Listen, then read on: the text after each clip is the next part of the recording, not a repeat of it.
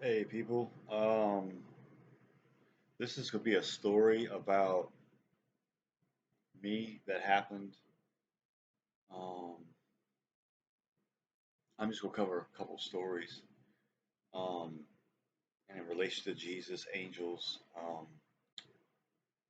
The title this could be under, I don't know. I think I'm just gonna change the group to just random stories about the divine or something like that.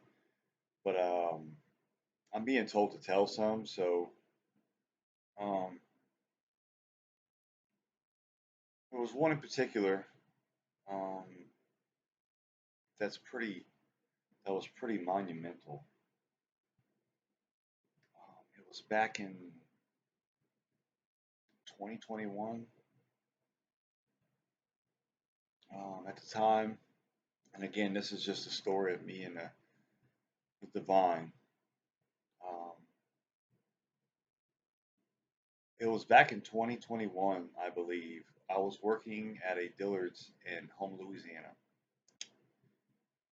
At the time, um, I wasn't as spiritually aware um, or spiritually mature as I am now. I mean, I was, but in a different area, like the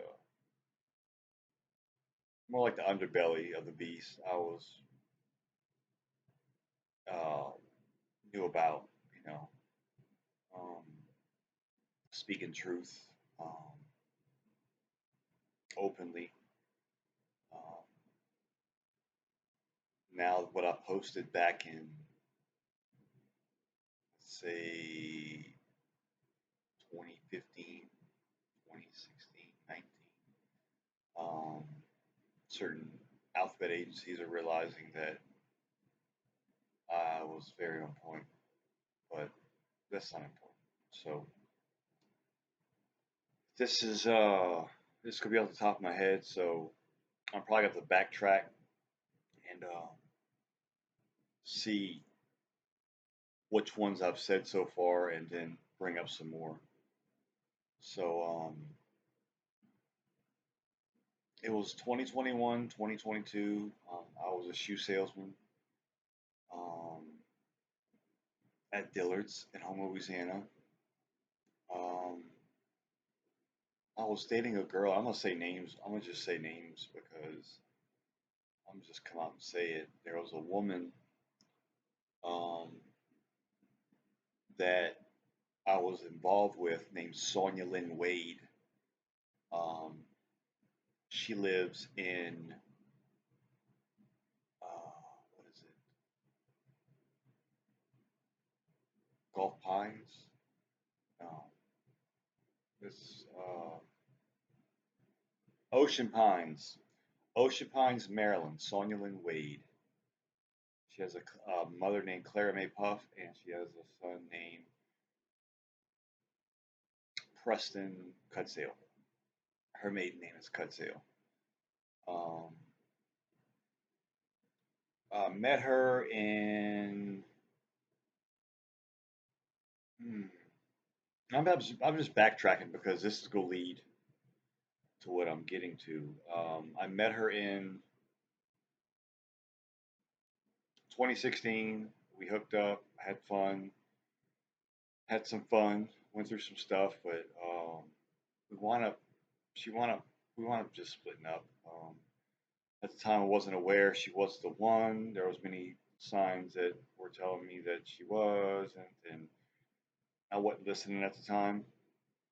Um, so 2019, I finally moved from Maryland back to Louisiana, and at the time, I wasn't aware there was a lot of black magic going on, and she wasn't who she said she was, and she was a witch, and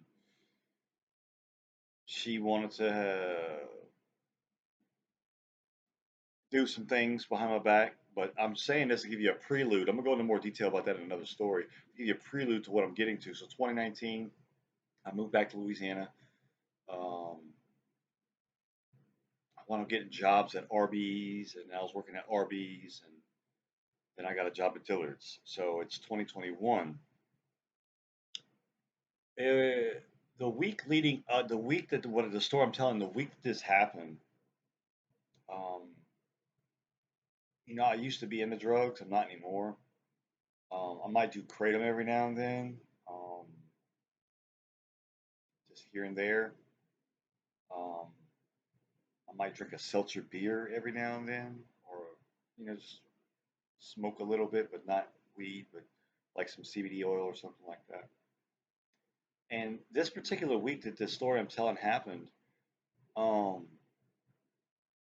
like I was being tempted towards opiates because I used to be on opiates and it wasn't like a pain pill; it was actual heroin. Um, and it was one day, it was a random day. I lived in the middle of like the ghetto somewhat, stayed with my folks at the time, and this guy was at my buddy's house. He had like a little trailer home in the back of the property where I lived at. And I was over there, and he said he had some heroin, and I tried a little toot, and it was good. It felt like I ate like about 2 Percocets. It was nothing really, nothing strong. It was fun. It wasn't really anything. Um, but later on that week, um, I had a rough day at work. Um, there was just stuff going on I wasn't aware of. Um, I was under spiritual attack and didn't know it at that time back when I was working at Dillard's. Um, and the energies were just, I didn't want to feel that. So I got off work and I think I even drank a beer on my lunch break that day because I didn't know what the fuck was going on.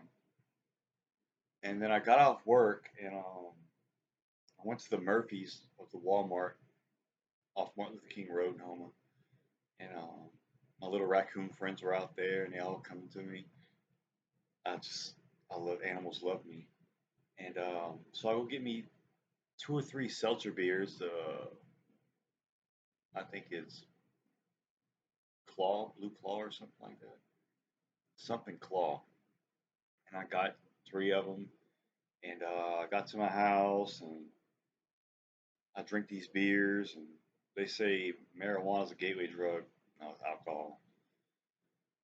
I had some money in my pocket. And I was like, you know what? I'm going to go see if I go down the street and score me some. Um, I think I was looking for something, some weed, I think. But all the dude had was, well, they told me it was heroin, but it wasn't. It was crushed up Percocets. I did that. It really didn't affect me. And then the fast track. Then later on that night, the guy he had a 40 of some heroin, and he told me. He says, "Dude," he says, "this is strong heroin." He's like, "Fucking don't do it all at one time." Well, I didn't listen, and I did all of it, a 40, not realizing it was pure Colombian cocaine, not cocaine, heroin. And we're sitting in a circle, and I kept telling him, "No, dude, I didn't do it all at one time." And we're all talking, and I remember, man, it was like fucking a weight came upon me.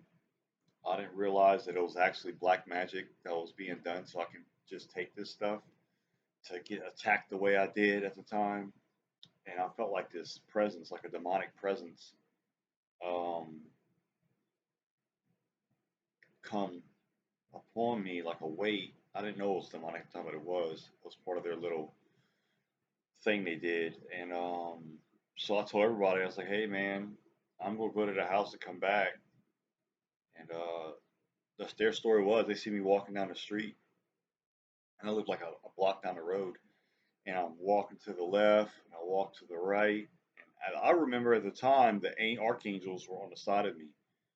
Um, but I'm gonna tell the way they told. They said they see me go down there. I went to my mailbox, and then I went straight in my driveway. And I went face first into the ground. And they said that they thought I was joking, but they realized I wasn't. So they went down there and they said it looked like I was gone. So the guy that sold me the heroin, he called the ambulance. And then he ran inside and threw it all in the he threw it all in the garbage can, all in the toilet. And he prayed to Archangel Michael and Jesus. Um, and he told me, he says, man, he says, Joseph, he says, I don't know what you are, bro. He says, but what I seen, this was the next day. He says, what I seen yesterday, that wasn't human. He said, man, I was looking at you on the ground, bro. He said, your face was purple. It was blue. And he said, this presence came over you. And he says, your face shifted from blue to normal. They hit me with the Narcan. And he said, man, you came back to life, bro. One thing I remember was I woke up in the back of an ambulance. And everybody's like, who gave you? I'm never a snitch. I didn't rat on nobody. I said, dude, fucking take me to the hospital, whatever. But what I'm learning what happened is I was always a fan of Jesus Christ. And that night, I'm told to tell you the story because that night is when Jesus Christ resurrected me, like he did Lazarus. But what I'm learning, I have the spirit of resurrection in my body, and at that night back in there, Jesus came through, and